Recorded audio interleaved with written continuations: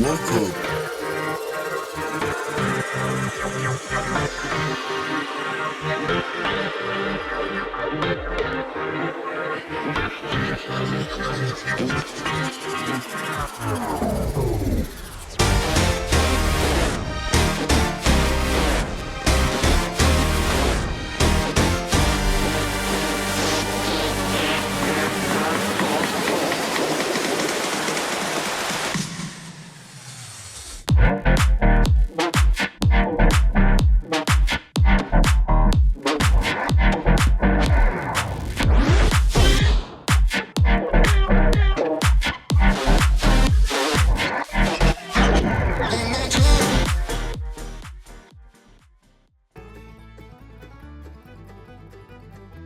Welcome to the Everything Podcast. I am your host, Chuck Manatee. and today's episode we're going to be covering Agatha Christie's 7 Dials. So as usual, what we'll do is give you some interesting info about the background of the show. We'll watch the trailer together and I will give you my thoughts. So without any further ado, Agatha Christie's 7 Dials is an upcoming television series adapted by Chris Chibnall and from Agatha Christie's 1929 novel of the same name. So that novel is, 96 years old, so holy smokes. So as far as the cast is concerned, we have Maya McKenna Bruce, and she was in Vampire Academy. And then Tracy Beaker returns, The Dumping Ground, and so on and so forth. Then we have Helena Bonham Carter, and I'm sure you guys know her from Harry Potter. Sweeney Todd, so she's been in a lot of movies with Johnny Depp, which is cool. I really like her as an actress. Charlie and the Chocolate Factory, Corpse Bride, Big Fish, Enola Holmes, which was really cool. And then, of course, like I said, Harry Potter. The Curse of the Were Rabbit, that's a Wallace and Gromit one.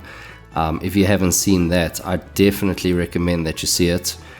Fight Club as well, really, really cool movie. So if you haven't seen that, definitely give that the time of day. Then we have Martin Freeman. And he's been in a lot of different things. Shaun of the Dead, if that's your sort of things that you like, but that's with Simon Pegg, and Shaun of the Dead is really cool. That's from 2004, and then Hot Fuzz, also with Simon Pegg in The World's End. So that's 2004, 2007, and 2013. So if you haven't seen those, I would highly, highly recommend those movies. They are a lot of fun to watch. Then we have Edward Bluemel, and he's been in A Discovery of Witches, Killing Eve, and then My Lady Jane, which was in 2024. So if you've seen any of those, awesome. But this will actually premiere. So the The series will premiere on the 15th of January 2026. So a little more than 2 months away, and it looks like a lot of fun. Kind of gives me Glass Onion vibes, of course, but Agatha Christie was a really good writer, and maybe they have a different spin on it. Even though Glass Onion was cool, the first one specifically, second one, and then we actually did the third one on the channel as well, so go check that out if you haven't seen it. But it was very, like, the third one looks like it's gonna cap off really nicely. Like, the first one was really good. Second one was definitely like a 6 or 7 out of 10 in my opinion. But maybe the third one's gonna cap it off nicely, like I was chatting about in that, if you're talking about like a trilogy, not all of them have to be amazing or complete bangers, but if 2 or 3 of them out of the whole series is really good, like for example Back to the Future, the first and second one was really good. The third one was a nice closing off to the series, but it wasn't always for me, it's not my personal favorites, Back to the Future for example, but it was good enough to make me give me that impression like Back to the Future was really awesome. So yeah, but without any further ado, let's have a look at Agatha Christie's 7 Dials.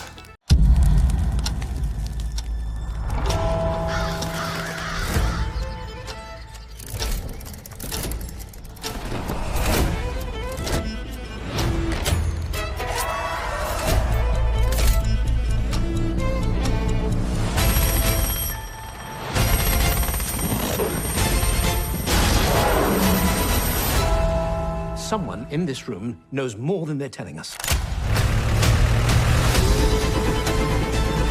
None of this adds up. Please stay away from anything to do with 7 Dials.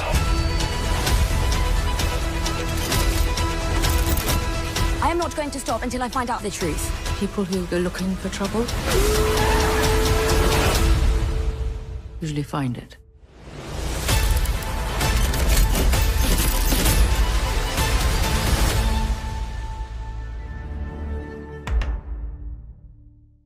And that was the trailer for Agatha Christie's 7 Dials. So I like the fact that they're going to do a series about this because, you know, if you want to have a deep dive, you know, movies are not really the place to do it. Yeah, especially if you want a lot of detail. That's why sometimes a series is like a good thing to do rather than a movie.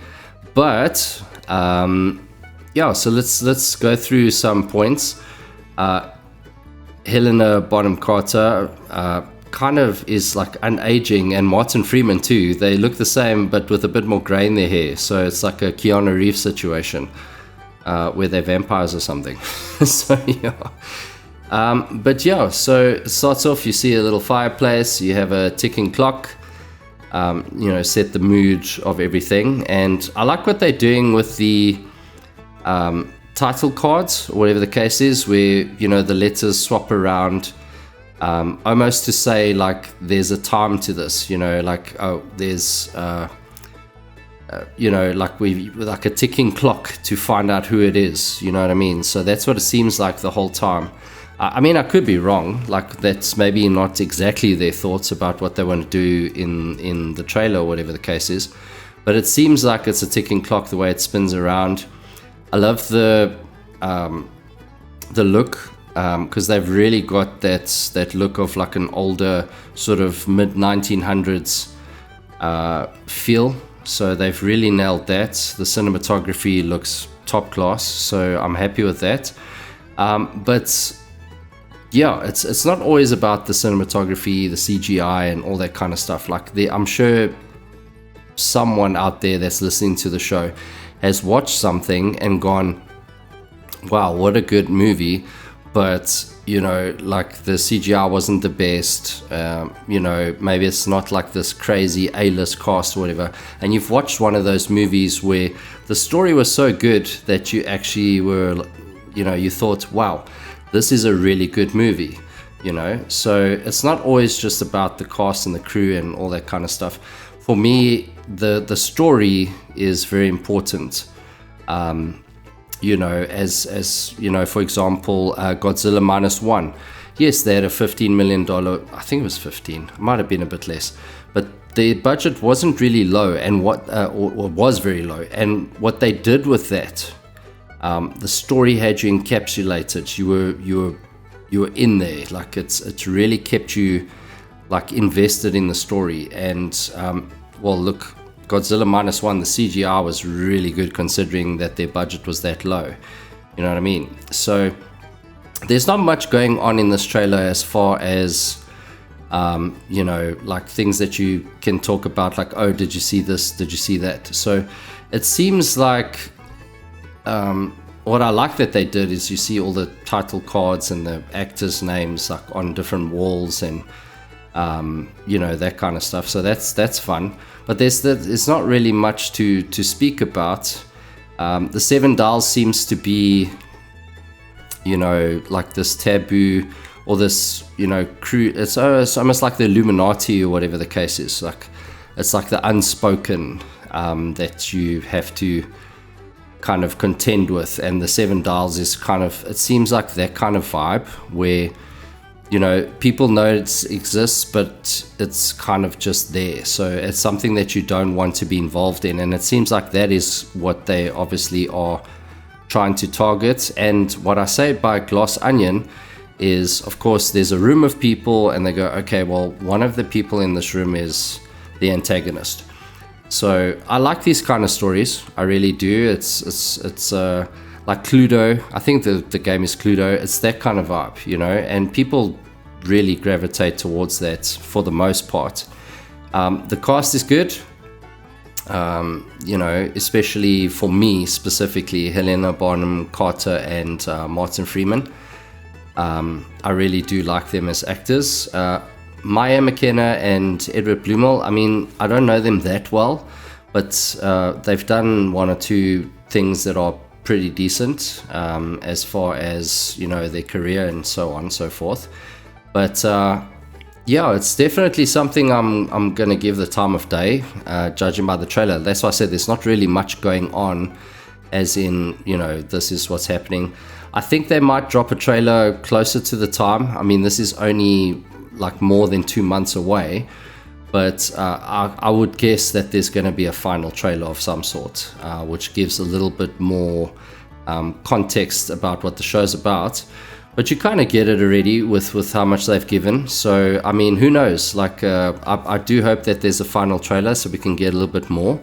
But I like this kind of genre for sure, like that sort of you know, mystery, you know, mysteries, sort of crime, drama, that kind of stuff. It is fun to watch in certain aspects. I'm not really one for like NCIS and CSI and that kind of stuff.